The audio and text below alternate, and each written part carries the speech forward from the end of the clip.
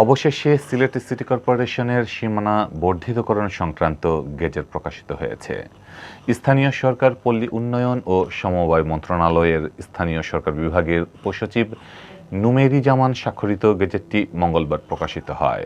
এর আগে সিসিকের বর্ধিত এলাকাকে ওয়ার্ডে বিভক্তকরণ ও বিন্যাস সম্পন্ন করে তা আইন মন্ত্রণালয়ে পাঠায় সিলেটে সফর করে যাওয়া বিশেষ টিম। মন্ত্রণালয়ের পাশের পর তা গেজেট আকারে প্রকাশের বিষয়টি চূড়ান্ত হয়। চলতি বছরের ২৬শে জুলাই সিসিকের বর্ধিতকরণ প্রস্তাব প্রশাসনিক পুনর্বিন্যাস সংক্রান্ত জাতীয় বাস্তবায়ন কমিটির বৈঠকে অনুমোদিত হওয়ার পর অনেকটা নিশ্চিত হয়ে যায় বর্ধিতকরণের বিষয়টি। বাকি ছিল কেবল বর্ধিত এলাকার বিভক্তিকরণ ও ওয়ার্ড বিন্যাস। সিসিক সূত্র জানায়, গত সপ্তাহে কঠোর গোপনীয়তার সাথে সেই বিষয়টি সম্পন্ন করা হয়।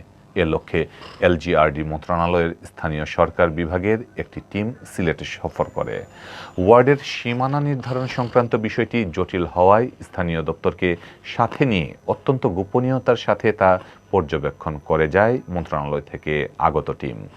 পরে তারা ওয়ার্ডে বিন্যাস করে পরে তা গেজেট আকারে প্রকাশের জন্য আইন মন্ত্রণালয়ে পাঠান।